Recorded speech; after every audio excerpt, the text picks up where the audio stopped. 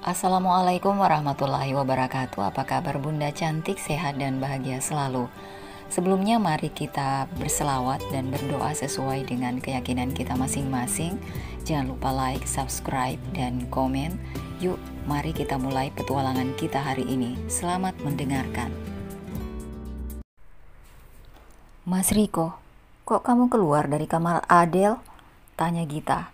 Saat memergoki suaminya, Riko itu keluar dari kamar adiknya. Pinjem cas, jawab Riko santai. Ia menutup pintu dengan rapat. Setelah itu, berjalan dengan santainya melewati Gita, yang masih berdiri tak jauh dari letak kamar adiknya, Adele. Riko melangkahkan kakinya. Ia kembali masuk ke dalam kamarnya. Mas, malam-malam pinjam cas sama Adele? Kan aku juga punya cas 2 di kamar, kata Gita. Riko tak menjawab. Justru laki-laki itu malah masuk ke dalam kamar mandi dan menutup pintu kamar dengan sangat kasar. Ya ampun, kenapa nutup pintunya kenceng banget? Ada apa dengan Mas Riko? Gita terduduk lemas di pinggir pembaringan. Terdengar suara keran yang sudah dinyalakan. Dan laki-laki yang bernama Riko yang baru saja ia nikahi setahun belakangan itu terdengar sedang mengguyur tubuhnya. Mandi malam-malam, tidak biasanya. Bahkan ini sudah jam 2 dini hari. Ia mengusap wajahnya, menepis pikiran negatif yang membuatnya menerka yang tidak-tidak. Tidak, Mas Riko tidak seperti itu orangnya. Setelah menunggu hampir 20 menit, Riko keluar. Bahkan ia membasahi rambutnya. Mas keramas? Memangnya ada apa kalau aku keramas? Tanya laki-laki yang bergelar sebagai dokter kandungan tersebut. Malam-malam kok keramas? Tumben mas. Biasanya gak pernah. Padahal hawanya dingin, gak gerah, kata Gita dengan suara lembut. Riko hanya diam. Ia menarik selimut dan menyelimuti tubuhnya. Ia memunggungi Gita. Mas, Gita kok dikasih punggung? Protes Gita. Riko membalikkan tubuhnya. Ia menatap Gita sekilas.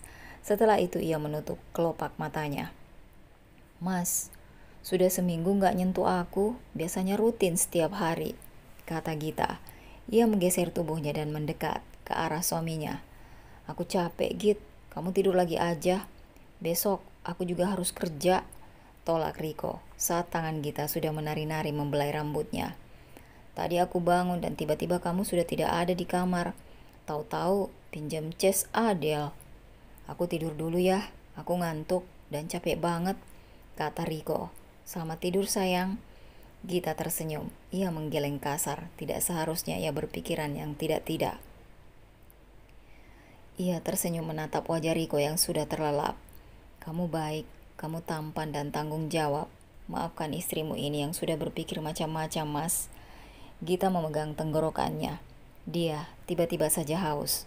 Gegas wanita itu turun dari pembaringan dan langsung berjalan ke arah dapur untuk mengambil air. Terlihat Adele, adiknya berjalan dan membuka pintu kamarnya.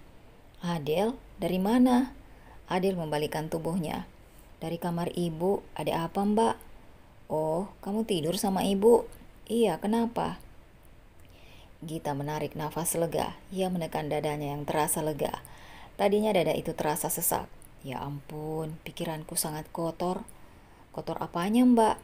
Ya udah, aku mau tidur, besok ujian sekolah, kata Adele. Gadis yang baru saja berusia 15 tahun itu lekas masuk ke dalam kamarnya. Gita berjalan dan mengambil air putih saat berada di depan kamar mandi dekat dapur. Gita menghentikan langkah kakinya. Ia mendengar suara guyuran air terdengar. Ada orang yang sedang mandi. Siapa yang mandi malam-malam? Berdiri hingga beberapa menit sambil menghabiskan segelas air putih yang berada di genggaman tangannya. Terlihat kakak tertua Gita keluar dari kamar mandi, hanya dengan melilitkan handuk sebatas dada. Mbak Intan mandi malam-malam? Yah, gerah, jawab Intan. Kakak Gita dari 3 bersaudara. Mbak, habis keramas? Intan menghentikan langkah kakinya. Ia menatap lekat Gita.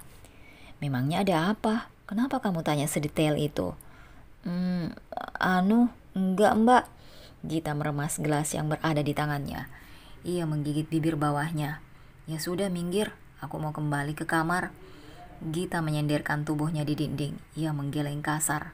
Tidak mungkin. Pikiran kotor ini harus dibuang jauh-jauh. Mas Riko tidak akan seperti itu di belakangku. Sementara Mbak Intan, dia tidak akan tega menusukku. Mbak Intan sendiri yang menjodohkanku dengan Mas Riko. Ia meletakkan gelas itu di tempat pencucian piring. Setelah itu kembali masuk ke dalam kamarnya. Mentari telah merangkak ke permukaan bumi, memberikan cahaya yang indah. Pukul jam 5 pagi Gita terbangun dari tidurnya. Mas, Riko sudah terbangun dan memainkan ponselnya. Mas gak bangunin aku salat subuh, kamu tidurnya pulas banget. Aku gak tega banguninnya, jawab Riko. Laki-laki itu sama sekali tidak menoleh ke arah istrinya. Ia terus saja berfokus kepada benda pipi itu. Lihat apa sih mas, kok aku diabaikan? Karena geram, Gita merebut benda pipi itu. Ia berhasil merebutnya sebelum benda itu berada di tangan Gita. Mas kok disandi? Protes Gita. Ia melempar ponsel itu. Ponsel itu privasi, meskipun kamu istriku. Aku tidak mau kamu tahu tentang semua yang berada di dalam ponsel milikku. Karena ini benda pribadi. Jika kau ingin memberikan sandi di ponselmu, aku tidak keberatan, Git. Dek. Jantung Gita berdetak. Ia menggeleng dan menatap lekat wajah seseorang yang telah memberikan warna di hidupnya. Laki-laki yang sangat ia cintai. Mas kok gitu? Kan awal nikah kamu gak kasih kode sandi. Kenapa sekarang disandi? Gita, kamu ya. Suami sudah capek, gak dipijit atau diambilkan sarapan pagi-pagi. Diajak debat. Bosan aku lama-lama sama kamu. Mas, kamu kok gitu? Semenjak Mbak Intan di sini kamu berubah loh mas. Riko menghentikan langkah kakinya. Ia menatap tajam Gita yang masih berada di atas pembaringan. Jangan bawa-bawa Intan di perdebatan pagi ini ya Git, karena sama sekali tidak ada sangkut pautnya sama Intan. Ingat, dia mbak kamu, jangan berpikir yang macam-macam, pekiknya. Setelah itu ia pun kembali masuk ke dalam kamar mandi. Gita menekan dadanya, emosinya kian membuja. Gita menatap lekat ke arah ponsel Riko yang menyala. Karena masih diselimuti penasaran, wanita itu mengambil ponsel milik suaminya dan ada notifikasi pesan yang berada di atas layar. Sialnya, ia tidak bisa membuka pesan itu. Ini pesan dari siapa? Kenapa pagi-pagi dia sibuk sama ponsel? Tanyanya. Daripada aku menerka-nerka dan berpikir yang tidak-tidak, aku mau menyiapkan sarapan Mas Riko. Siapa tahu dia memang capek dan tidak mood. Saat di dapur, Gita terkejut. Menu sarapan yang sudah tertata rapi di meja makan. Masak apa bu? Tanya Gita. Mbak Intan yang masak, terus dibantu ibu. Masak penyetan? Dek, lagi-lagi jantung Gita berdebar. Mbak Intan masak penyetan? Kan makanan ini kesukaan Mas Riko. Intan yang masih sibuk dengan peralatan masak yang kotor itu hanya diam. Ia mencuci bersih, menggerai rambutnya yang berwarna hitam pekat dengan lipstik tipis yang dioleskan. Berbeda dengan Gita, wanita itu memang menyukai dandanan yang sedikit menor. Dengan pensil alis yang terukir beserta bulu mata palsu yang ia pasang di salon setiap bulan sekali. Pagi Git, baru bangun? Wah, manten anyer bangunnya siang mulu, goda Intan. Apa sih mbak, sudah setahun, mantan lawas gak baru lagi, sahut Gita. Ia menatap sekilas wajah mbak kandungnya itu. Bagaimana kabar Mas Danu? Apa kalian sudah baikan? Tanya Gita. Sudah 3 bulan nomorku diblokir, bukannya minta maaf dan memperbaiki kesalahan. Malah kata teman-temanku, dia posting foto cewek terus dan mereka masih bersama. Sudah, jangan dibahas lagi, merusak moodku saja. Setelah berbincang singkat dan mencuci peralatan dapur, telah selesai Intan meninggalkan Gita di dapur. Ia berjalan hendak kembali ke kamarnya. Saat berada di ruang tengah, Riko dan Intan berpapasan. Riko melirik ke arah Intan. Lirikan mata Riko diperhatikan Gita. Masak apa, Git? Gita diam. Mas kok kamu lihat Mbak Intan sampai segitunya? Wajah Riko berubah merah padam. Ia langsung mencebikkan bibirnya. Aku hanya nyapa Intan, masak papasan aku diem. Gak sopan dong. Mas, kita pindah rumah aja. Aku mau pindah ke rumah baru kita secepatnya. Terserah kamu, jawab Riko. Ia masih sibuk dengan ponselnya. Adel, Ratih, mertua Riko dan juga Intan sudah duduk di bangku makan. Intan, Adel dan juga Riko sibuk dengan ponselnya masing-masing. Mas, letakkan ponselnya. Riko mendongak. Ia menatap ke arah ibu mertuanya yang sudah menatapnya dengan tatapan membunuh. Iya, ada pasien yang harus dioperasi, kata Riko. Sementara itu Adel dan Intan juga secara bersamaan meletakkan ponselnya. Mas Danu mengirim pesan, katanya bulan September akan pulang dan mengurus surat cerai, kata Intan. Adel hanya diam. Ia melirik sekilas kakak iparnya yang duduk di depannya. Lirikan mata Adel ditangkap oleh Gita. Kok kamu lihat Mas Riko sampai segitunya? Tegur Gita. Siapa mbak? Aku, tanya Adel. Gita mengangguk. Emangnya ada apa sih? Dari tadi malam Mbak Gita aneh banget. Cuma natap Mas Riko sebentar, padahal gak sengaja saja langsung ditegur. Protes Adel. Sudah, ayo sarapan. Jangan berdebat lagi. Mereka pun akhirnya sibuk dengan sarapannya masing-masing.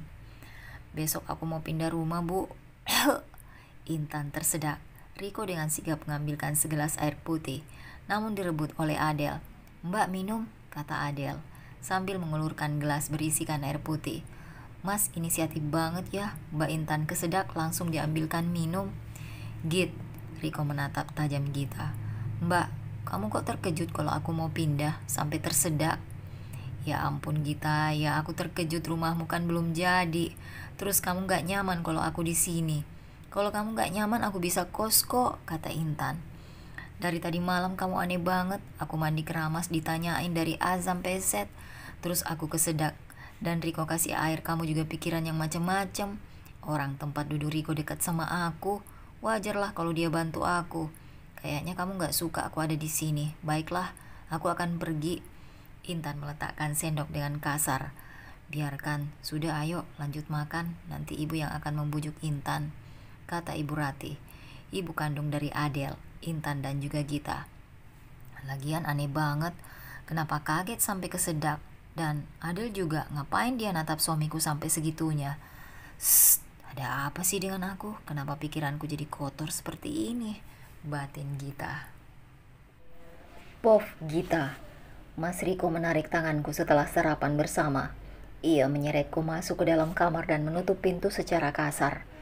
Kalau ngomong itu dipikir dulu, kamu gak sadar kalau lisanmu itu sedang menyakiti perasaan seseorang, katanya sambil menunjuk ke arah bibirku.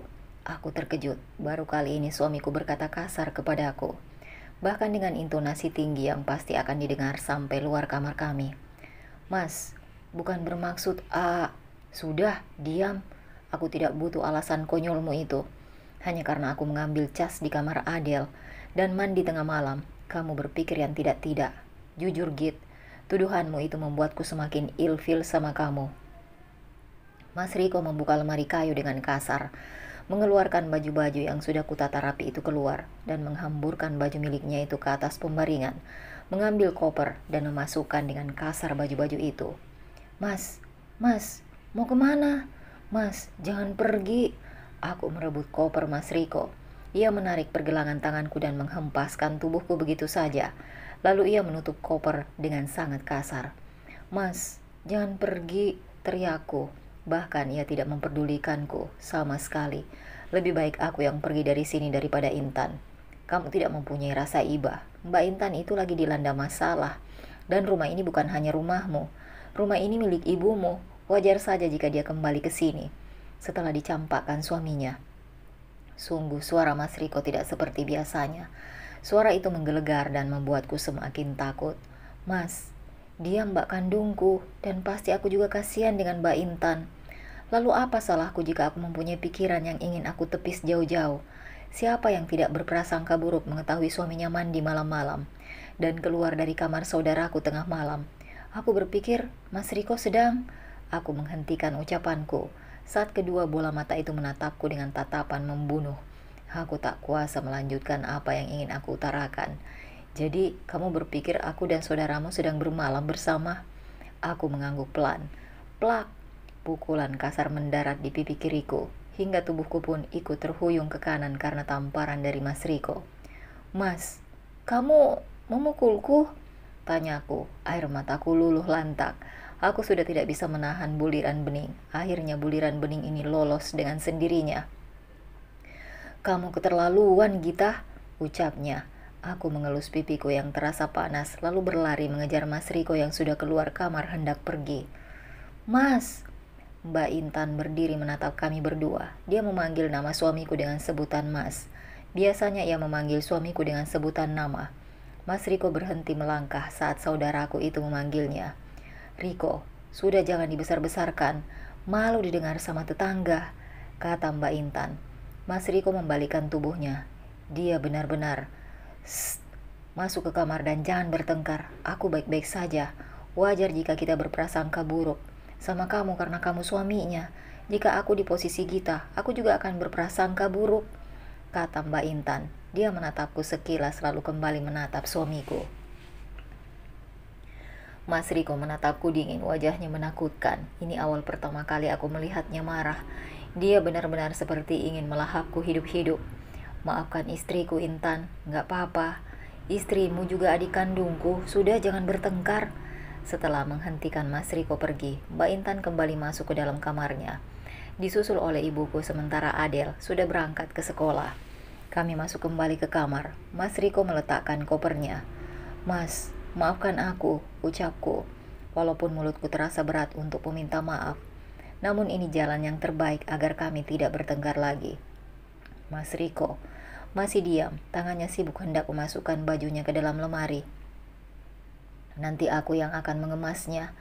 Mas Riko nanti terlambat kerja, katanya akan ada pasien yang akan melakukan tindakan operasi. Mas Riko hanya diam, ia mengambil ponsel dan juga kunci mobil.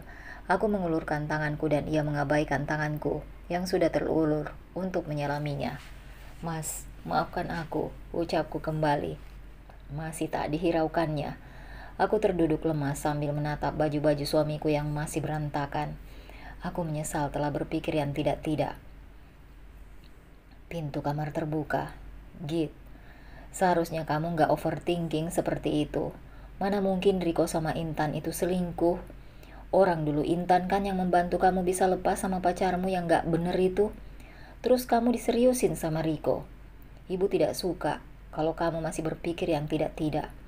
Laki-laki itu jangan dikekang, nanti dia malah risih dan gak nyaman sama kamu, kata ibuku. Beliau sudah duduk di tepi pembaringan sambil mengelus pucuk kepalaku. Aku menangis dan memeluk ibu. Ya, aku salah, Bu. Seharusnya aku tidak mempunyai pikiran kotor seperti itu. Sudah, jangan nangis. Nanti kalau Riko pulang, ambil hatinya kembali. Dan kamu sebagai istri harus pinter. Apalagi suamimu itu dokter. Jika dia tidak nyaman dan kamu ditinggalkan, kamu sendiri yang rugi. Cemburu boleh, asal jangan posesif. Aku mengangguk dan sedikit tenang. Kucerna kata-kata ibuku. Memang benar dulu Mbak Intan yang memperkenalkan Mas Riko. Hingga aku dipinangnya, tapi otak siapa yang tidak berpikir negatif? Jika tahu suaminya mandi malam-malam dan geramas. Lalu, Mbak Intan di mana, Bu? Intan mau ke rumah mertuanya jenguk Nul. Kok nggak ajak-ajak? Biasanya Mbak Intan ngajak aku, kataku. Aku bangkit dan menatap lekat wajah ibuku. Tadi bareng sama Riko, sekalian diantar ke rumah mertuanya. Mungkin Intan masih gak enak sama kamu, makanya dia pergi sendiri. Dek. Tiba-tiba jantungku kembali berdetak. Dan entah kenapa hatiku terasa sakit saat mendengar Mas Riko mengantar Mbak Intan ke kediaman mertuanya. Loh, kok Mbak Intan gak bilang kalau mau diantar Mas Riko? Sebenarnya gak diantar sih, cuma tadi kebetulan Riko sedang manasi mobil dan Intan sudah bersiap. Makanya Riko menawarkan bantuan. Tadi Intan sempat menolak, namun suamimu memaksa. Sudah jangan mikir yang enggak-enggak, suamimu baik, gak cuma sama Intan saja, sama ibu dan Adil juga. Tepis pikiran kotormu itu, Git, biar suamimu nyaman sama kamu. Hening, aku sibuk dengan pikiranku yang menerka-nerka. Oh iya, nanti nyapunya ya, Git, ibu capek, masak sama Intan tadi belum sempat nyapu, kata ibu. Iya, Bu. Aku bisa gila kalau mikir negatif terus. Lebih baik aku nyapu menyibukkan diri, setelah itu ke salon. Bergegas menata baju Mas Riko, setelah itu aku berjalan keluar dan akan segera menyapu rumah yang berukuran besar ini. Membawa sapu membersihkan kamarku. Setelah beres aku bergegas ke kamar Adel. Kubuka pintu kamar adikku itu menggelengkan kepalaku. Ya ampun, sprei berantakan semua. Jorok banget si Adel. Aku menata spray terlebih dahulu. Tidak hanya spray, buku-buku berantakan juga bercecer di atas meja belajar. Ya ampun, anak gadis jorok banget, kataku. Beres membersihkan spray lalu membersihkan buku-buku. Cantik banget kamu, Dek, katamu, menatap wajah foto adikku yang bernama Adele. Aku mulai menyapu dari sisi kiri ke sisi lain dan membersihkan kolong ranjang. Ya ampun, jorok banget. Banyak bungkus snack, kataku semakin dalam memasukkan sapu itu ke dalam kolong agar kotoran yang berada di kolong itu keluar. Aku mengerutkan keningku saat melihat bungkus pil yang berada di kolong pembaringan adikku. Pil? Punya siapa? Apa punya ibu? Kalau Mbak Intan enggak, dia kan Ayudi, bukan ngepil.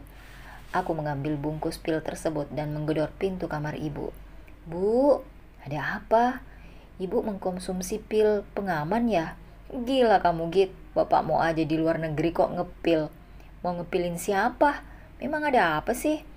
Aku menemukan bungkus pil pengaman di kolong ranjang Adele. Ini benar kan mereknya aja andalan? Kalau tidak punya ibu, terus punya siapa? Ibu mengendihkan pundaknya. Gak mungkin kalau punya Mbak Intan, dia kan Ayudi. Dek, jantungku kembali berdetak. Pikiran kotorku mulai melayang-layang, mengingat tadi malam Mas Riko keluar dari kamar Adele.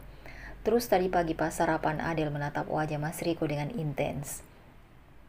Perkara bungkus pil pengaman saja dibuat pusing. Mungkin punya... Bu, ibu tersentak kaget saat aku memanggilnya. Apa mungkin punya Adele? Apa adikmu sudah berani pacaran? Tanya ibuku. Aku menggeleng. Lemas, sungguh tubuhku sangat lemas. Lalu punya siapa pil pengaman ini? Jika punya Mbak Intan, kenapa dia mengkonsumsi pil? Bukannya dia Ayudi dan Mas Danu pun juga tidak ada di rumah. Tidak mungkin jika ibu bahkan hampir saja menopause. Sementara Adele, apa benar bungkus ini milik Adele? Lalu dengan siapa Adele melakukannya? Sungguh, jangan dipikirkan. Nanti aku yang tanya ke Adele, kata ibuku. Aku terdiam. Dadaku berdetak kencang. Git, daripada kamu diam dan hanya memikirkan pil itu, lebih baik kamu ke rumah sakit, bawa ini makan siang untuk suamimu, kata ibu. Aku tersentak kaget. Ambil hati suamimu, ibuku lagi. Aku tersenyum. Bawakan makanan atau cemilan yang dia sukai. Jangan lupa bersikap manis. Singkirkan pikiran kotormu itu. Aku mengangguk. Ibu sudah menyiapkan makanan untuk suamiku. Aku masuk ke dalam kamar dan memakai baju.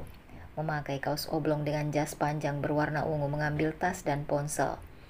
Aku bergegas masuk ke dalam taksi. Sebelum masuk, kucium punggung tangan ibuku. Semoga berhasil. Ibu terbaik.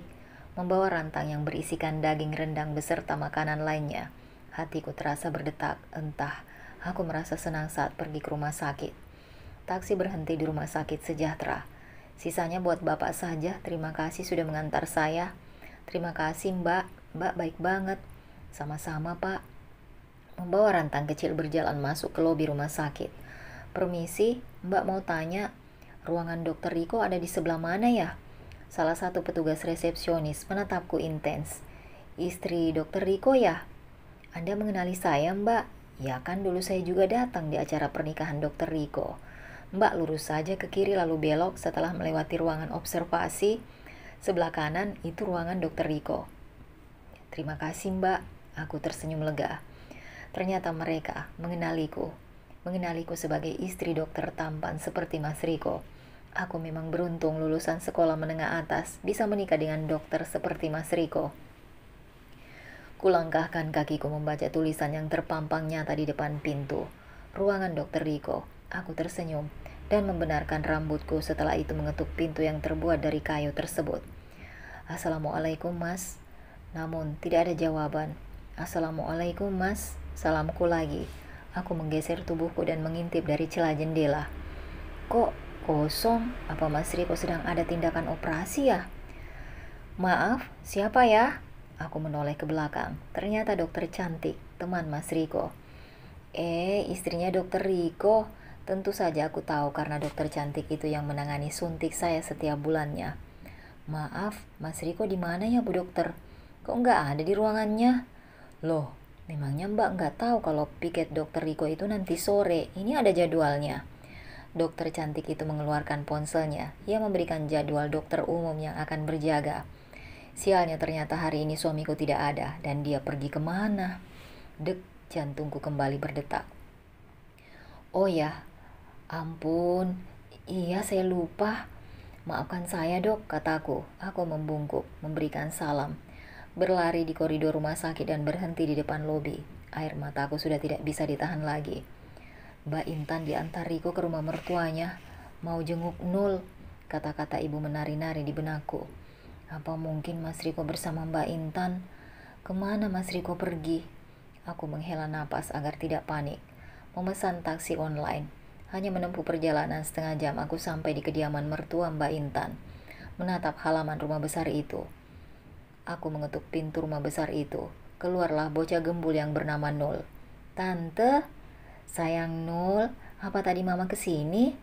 Bocah ganteng itu mengangguk. Lalu di mana mama? Mama sudah pulang. Berantem sama nenek. Tadi mama di sini sama siapa? Maksud tante diantar sama siapa? Sama om. Bener dugaanku. Lalu mamamu pulang sama om juga? Nul, suara wanita dari dalam rumah itu membuat Nul kaget. Bocah kecil itu langsung menutup pintu sebelum menjawab apa yang aku tanyakan. Aku berdiri dan menatap pintu rumah yang udah tertutup. Rapat, mungkin Nul tidak diizinkan bertemu sama keluarga Mbak Intan. Aku kembali melangkah pergi dari rumah besar itu. Memesan taksi online lagi dan memilih pulang. Kemana kamu mas? Kenapa kamu berubah drastis semenjak Mbak Intan pulang ke rumah? Tok, pintu terbuka. Gita dari mana? Aku terdiam sejenak, melihat Mbak Intan sudah ada di rumah. Kata ibu tadi kamu ngantar makan siang Riko. Apa sudah ketemu? Glek, menelan saliva dengan sangat susah. Jika Mbak Intan di rumah berarti Mbak Intan tidak bersama suamiku. Aku terdiam sesaat. Ya ampun, aku menuduh Mbak Intan barusan. Aku bersalah. Mbak Intan sudah pulang. Nul, tidak boleh bertemu sama aku. Hanya 10 menit aku di rumah mertua, setelah itu pulang. Tadi suamimu ngantar aku di rumah mertua, setelah itu dia pergi kerja katanya. Maaf, gak izin dulu. Lega, hatiku lega saat tahu jika Mbak Intan tidak pergi bersama Mas Riko. Aku memeluk Mbak Intan karena merasa bersalah. Kamu kenapa? Sudah ketemu sama Riko? Mas Riko tidak ada di rumah sakit, gak tahu kemana. Loh, memangnya kamu gak telepon dulu sebelum ke sana? Mbak gak marah perihal tadi pagi kan? Tanya aku. Gak apa-apa, wajar kok kalau kamu cemburu. Aku istirahat dulu ya. Mbak Intan izin ke kamarnya. Aku menjawab dengan anggukan kepala. Kembali mencoba menghubungi nomor Mas Riko. Aku terkejut saat kontak Mas Riko hanya centang satu. Bahkan foto profilnya tidak ada. Apa aku diblokir? Ya ampun, aku diblokir. Sesak sekali saat tahu nomorku diblokir sama suami sendiri. Karena merasa resah, aku mengetuk pintu kamar Mbak Intan.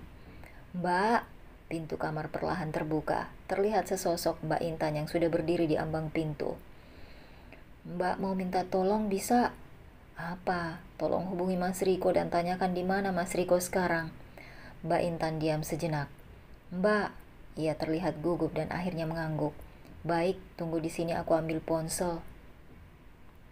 Nggak diangkat, Git. Baiklah, terima kasih, Mbak. Jam 1:30 siang, suara derap mobil terdengar. Aku bergegas lari ke depan. Aku sangat kenal dengan suara mesin mobil itu. Buru-buru membuka pintu utama, keluarlah Adel dari mobil suamiku. Setelah itu disusul Mas Riko. Dia membuang muka saat aku menatapnya. Dadaku kembali memanas. Dari mana saja, Mas? Mas Riko diam. Ia sibuk menutup pintu mobilnya. Kamu dari mana saja sama suamiku? Tanyaku. Aku mencekal tangan Adel.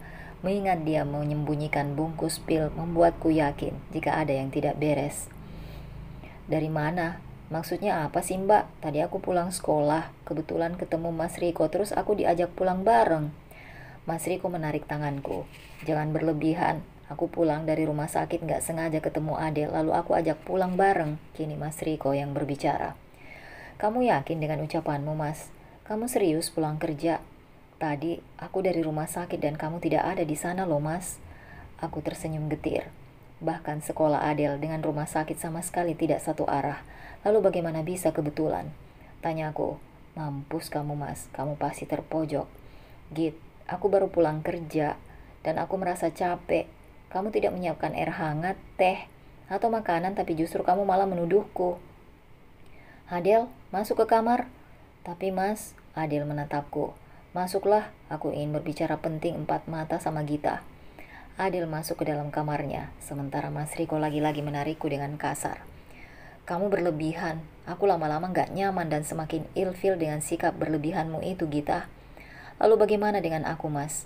Aku tadi ke rumah sakit, dan ternyata kamu sip sore. Terus, kamu dari mana sampai jam segini baru pulang? Apa kamu sedang bersenang-senang sama Adel? Pergi kemana kamu, Mas? Bahkan adikku menyimpan pil KB di kamarnya. Malam itu kamu pura-pura mengambil cas. Dan setelah itu mandi malam terus keramas. Apa itu semua kebetulan, Mas? Teriakku. Dadaku naik turun. Emosiku benar-benar sudah tidak bisa ditahan lagi. Git, memang aku ada sip sore di rumah sakit Sejahtera.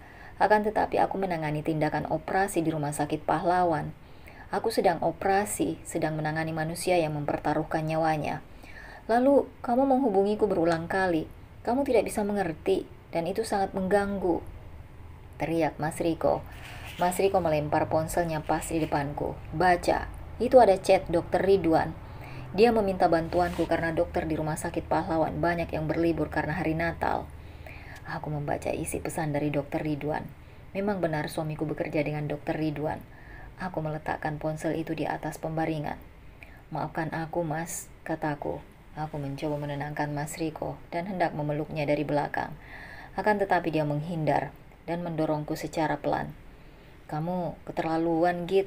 Maaf, Mas, maafkan aku, ucapku lagi. Aku menangis terseduh menyesali perbuatanku, menuduh suamiku yang tidak-tidak.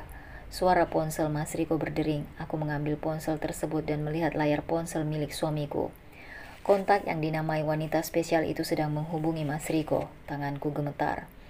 Lalu ku geser tombol berwarna hijau. Panggilan pun terhubung.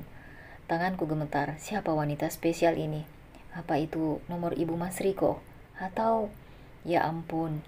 Halo, sapaku. Tiba-tiba panggilan berubah menjadi menyambungkan dan setelah itu terputus. Aku belum mendengar suara wanita spesial itu. Apa dia benar lebih mertua? Atau siapa? Ya ampun. Mas, teriakku. Sungguh aku tidak bisa menahan emosi lagi. Aku berlari keluar dan melempar ponsel suamiku itu pas mengenai dadanya. Kontak yang Mas namai wanita spesial itu siapa, Mas? Buk. Mas Riko memekik saat ponsel itu menghantam dadanya. Ada apa teriak-teriak Gita? Disusul kedua saudari perempuanku. Gak tahu, Bu. Tiba-tiba Gita marah-marah sama aku. Aku pulang kerja tadi memang gak sengaja bertemu Adel. Terus aku ajak pulang bareng. Dia menuduhku yang tidak-tidak. Terus sekarang dia berteriak-teriak lagi.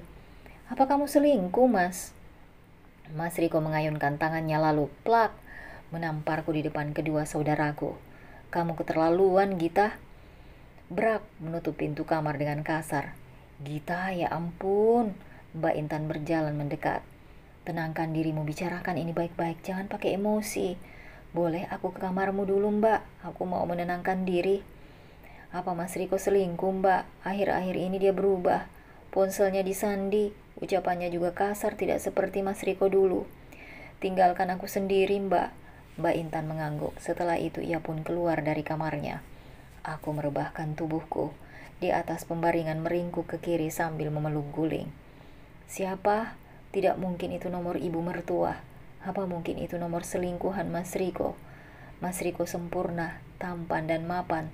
Profesi sebagai dokter. Siapa yang tidak mau sama Mas Riko yang sempurna?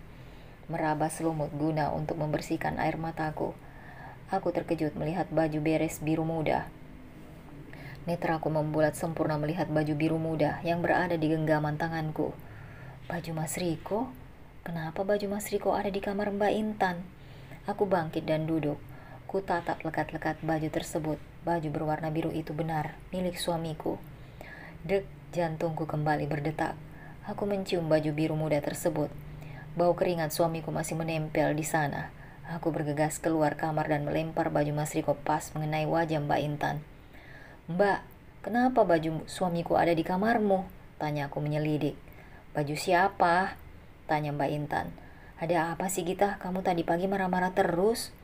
Mas, pintu kamarku terbuka. Mas Riko keluar dari kamar. Adel, Mbak Intan, Mas Riko duduk. Aku mau berbicara sama kalian bertiga, kataku, menarik napas dalam-dalam. Kedua saudariku duduk, begitu juga dengan Mas Riko. Adel, aku menemukan pil KB di kolong tempat tidurmu. Memangnya kamu mengkonsumsi pil KB? Kamu kan masih sekolah, tanyaku. Kulirik wajah adikku yang sekarang menunduk. Dan, kamu Mbak Intan, kenapa baju suamiku ada di kamarmu? Ku tatap secara bergantian wajah adikku dan kakakku itu. Spontan mereka saling lirik setelah kulontarkan pertanyaan yang sudah mengganggu. Sementara kamu, Mas, kenapa kamu setiap malam keramas? Padahal ini musim hujan loh, Mas. Sengaja menyudutkan Mas Riko dengan pertanyaan itu.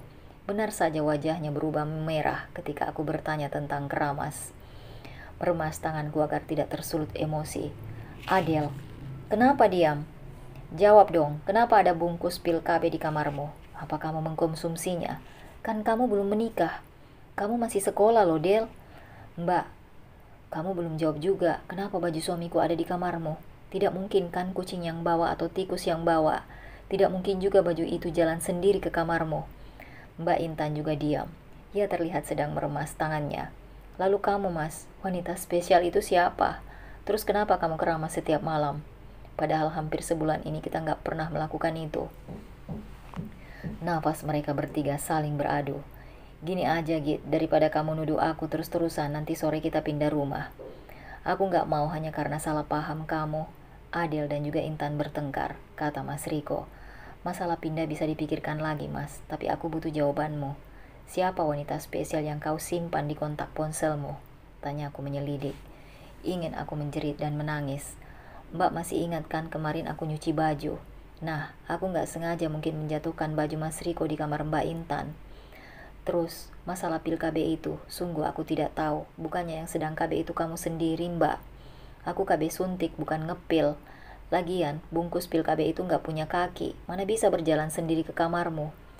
Oh, jadi kamu menuduh aku dan Adel salah satu selingkuhan Riko? Begini, lalu kamu menyidang kami. Mbak Intan berdiri sambil menggebrak meja. Matanya membulat sempurna. Keterlaluan kamu, Git. Pekik Mbak Intan. Lebih baik kalian pergi saja dari sini. Kalian sudah punya rumah kan? Bawa istrimu pergi dari sini, Riko. Pekik Mbak Intan. Sudah jangan berantem. Jangan bertengkar hanya karena salah paham. Solusinya, Riko dan Gita harus pergi dari sini dan tinggal di rumah baru kalian. Karena memang ipar tidak boleh satu atap. Maaf ibu, tidak mengusir, namun ibu tidak mau kalian terus saja bertengkar. Mas Riko mengangguk. Ia mengambil ponselnya dan meletakkan ponsel itu pas di depanku. Hubungi nomor kontak wanita spesial itu biar kamu gak salah paham lagi. Ia menghubungi nomor ponsel tersebut. Setelah panggilan terhubung, terdengar suara ibu mertua dari seberang sana. Jadi sudah jelas, Bu, jika yang berlebihan itu Anggita, ucap Mas Riko. Ia mengambil ponselnya lalu menutup panggilan keluar tersebut. Aku terdiam. Apa benar itu ibu mertua? Kenapa kontak ibu mertua dinamai wanita spesial? Apa tidak berlebihan? Baiklah, Mas, aku yang berlebihan, kataku, namun aku tidak percaya begitu saja. Sudah jelas semua ini tidaklah kebetulan. Baju suamiku di kamar Mbak Intan, sementara adikku menyimpan bungkus pil KB dan juga nomor wanita spesial. Aku berdiri menatap lekat wajah suamiku lalu berkata, Mas, aku pindah rumah sekarang juga, kataku penuh dengan penekanan. Tidak masalah, Bu, Riko terima kasih karena selama ini diperbolehkan tinggal di sini dan maaf buat Intan karena Anggita terlalu berlebihan. Riko akan pindah hari ini juga. Aku sedikit lega saat ia menyetujui permintaanku yang sempat ditolaknya. Adel dan Mbak Intan hanya diam. Mbak Intan membuang muka saat aku menatapnya. Mbak, lehermu merah kenapa? Sontak, bercak merah di leher Mbak Intan yang ditutupi oleh rambut panjangnya itu terlihat jelas. Saat ia membuang muka, rambut yang menutupi bercak merah itu tergeser sedikit dan aku melihat jelas ada tanda merah di bawah telinga. Apalagi? Ibu Adel dan Mas Riko sontak menatap secara bersama ke arah Mbak Intan. Dengan sigap, tangan kakak kandungku itu menyibak rambutnya dan menutupi tanda kemerahan di lehernya tersebut. Aku bergegas berdiri lalu berjalan ke arah Mbak Intan. Setelah itu menarik tangan Mbak Intan dan menyibak rambut hitam pekat itu agar tidak menutupi lehernya. Benar saja, bola mataku hampir keluar dari sarangnya. Tak hanya satu tanda saja, ada 3 berjajar di sana. Aku menelan saliva. Kamu tidak sopan, Anggita. Plak, Mbak Intan mengayunkan tangannya dan melayangkan tamparan di pipi kiriku. Bu, lihat dia, tidak sopan. Mbak Intan menunjukku dengan jari telunjuknya. Netranya benar-benar memerah. Dia tidak sopan, lirim Mbak Intan. Itu tanda merah seperti dicupang, Mbak. Mas Danu tidak ada di rumah dan lehermu memerah. Mbak Intan mencekal tanganku dan mendorongku kasar. Lalu, kamu menganggap leherku dicupang sama Riko begitu? Hentikan, Anggita. Suara Mas Riko benar-benar membuat gendang telingaku sakit. Jaga mulutmu, Anggita. Aku tahu apa yang sedang kamu pikirkan. Mbak Intan meronta ingin menyerangku kembali. Warnanya bahkan hampir pudar, Mbak. Kapan kamu melakukannya? Entah mulutku tidak bisa ditahan lagi karena aku merasa aneh dengan tanda merah itu. Melakukan apa? Aku alergi, Anggita. Singkirkan pikiran kotormu itu. Cukup, didengar tetangga malu-maluin. Sudah, bicarakan dengan kepala dingin, nak. Jangan bertengkar kalian saudara-saudara. Dia keterlaluan, Bu, berpikiran jika aku melakukan itu. Padahal ini alergi. Adel, kamu tahu kan kalau aku alergi udang? Beberapa hari lalu ibu masak udang dan aku memakannya. Bahkan kamu yang membelikan obat alergi waktu itu kan, Del? Iya, benar. Tapi itu tidak seperti alergi, Mbak. Itu seperti dicupang. Plak. Aku kembali terhuyung, dadaku terasa panas saat Mas Riko kembali menamparku. Mas melihat tingkahmu yang kasar dan berubah. Aku semakin yakin kalau kamu sedang berhubungan dengan wanita spesial, kata aku dengan suara pelan, namun menekan. Sudah tak tahan dengan apa yang terjadi. Kedua tamparan dan juga tatapan tajam keluarga aku memilih berlari dan masuk ke dalam kamar. Menghempaskan diri di atas pembaringan. Siapa yang jahat di sini, Tuhan? Aku memeluk bantal dan meremas bantal itu. Air mataku tak bisa tahan, terus luruh. Ya Allah, tunjukkan apa yang tidak hamba-Mu ini ketahui. Doaku, bibirku gemetar. Apa Mbak Intan dan Adel mereka sama-sama dekat dengan Mas Riko? Mereka wanita spesial Mas Riko. Adel selalu membela Mbak Intan. Mengenai baju cucian masak terjatuh di ranjang Mbak Intan. Buka, Git, buka. Suara Mas Riko diiringi dengan suara gedoran pintu. Aku turun dengan langkah gontai. Dia menutup pintu kamar dengan sangat kasar. Intan nangis minta maaf sama Intan gak? Katanya. Aku terdiam, bahkan ia tidak peduli dengan air mataku yang terus mengalir. Minta maaf. Minta maaf buat apa? Memang jelas-jelas leher Mbak Intan bekas cupang. Aku ngomong sesuai fakta, Mas. Mas Danu tidak ada di rumah dan leher Mbak Intan ada tanda merah. Minta maaf gak? Jelas kamu itu salah. Masih ngeyel. Kalau kamu gak mau minta maaf sama Intan, kita gak akan jadi pindah rumah. Aku akan pergi dari sini dan pulang sendiri. Aku memejamkan mata. Sespesial itukah Mbak Intan, Mas? Tanya aku dengan bibir gemetar. Ya ampun, Anggita. Apa yang kamu pikirkan? Intan saudara tertuamu. Aku tidak mau kalian bertengkar. Tidak ada niat lain kan, Mas? Anggita. Susah ya ngomong sama orang ruwet dan keras kepala sepertimu. Menyesal aku menikahimu. Terserah kalau kamu mau pergi, Mas. Aku memang belum mempunyai bukti wanita spesial itu. Akan tetapi aku yakin kamu memiliki wanita spesial tanpa sepengetahuanku, Mas.